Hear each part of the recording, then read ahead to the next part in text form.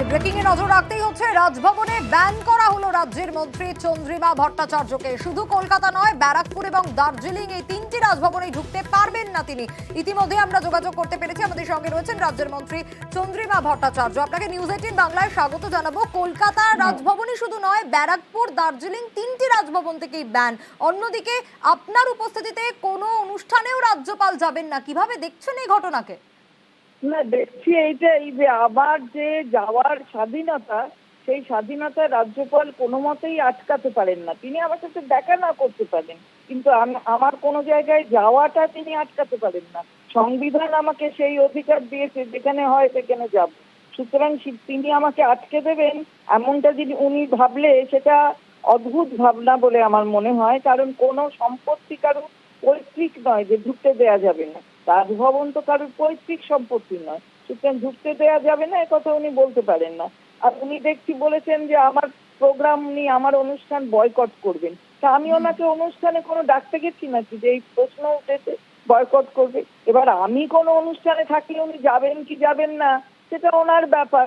আমি থাকলে উনি যাবেন কি যাবেন না সেটা আমার আমার এত ভাবনা চিন্তার কোনো ব্যাপার নেই। কিন্তু আমি ওনাকে কোনো অনুষ্ঠানে ডাকিনি যে বয়কট করতে হবে। আর আমি আমি নিজে তো কোনো অভিযোগ করিনি, কিছু বলিও নি। আমি একটি মেয়ে অভিযোগ করেছি, সেই কথা বলেছি। সুতরাং সেইটা নিয়ে ওনার এত, আমাকে নিয়ে কেন্দ্র করে এত ভাবনা, অ্যাটর্নি জেনারেলের সাথে কথা বলবেন, আমার এগেনস্টে স্টেপ নেবেন কি? তা আমিও লিগ্যাল ফ্র্যাটার্নিটির লোক, আমি ভয় পাওয়ার পাত্রী নই।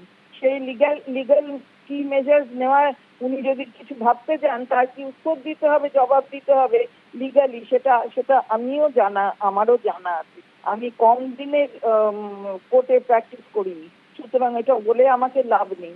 কনস্টিটিউশনাল প্র্যাকটিসটাই আমি করেছি, সংবিধান সংক্রান্ত বিষয়ে আমি প্র্যাকটিস করেছি। সুতরাং আমাকে এসব বলে কোনো লাভ হবে না। ওনারা অকারণে বলছেন, কেন কোন কারণে আমাকে বলছেন আমি জানি না। হ্যাঁ, আমি করেছি, একটা ভিডিও করেছি, আমি কোনো প্রেস কনফারেন্স করিনি, আমি অন্য কিছু বলিও নি, আমি নিজের থেকে কিছু বলিনি। যেটা অভিযোগ এসেছে সেটা আমাকে অবাক করেছে যে একজন রাজ্যপালের বিরুদ্ধে এরকম অভিযোগ থাকতে পারে, একটি মেয়ে করতে পারে। নিশ্চয়ই তো মহিলা সম্মানে আঘাত করেছেন তিনি। একটি মেয়ে যখন বলেছে, সে এমনি এমনি তো বলে না, সুতরাং সেখানে নিশ্চয়ই মহিলা সম্মানে আঘাত ঘটেছে। তাতে যদি ওনার কিছু মনে হয় যে উনি আমি থাকলে উনি আসবেন না, তাতে আমার কিছু যায় আসবেন না তো কি হবে? ধন্যবাদ জানাবো আপনাকে। তৃণমূল নেতা চন্দ্রিমা ভট্টাচার্য ছিলেন আমাদের সঙ্গে টেলিফোনে।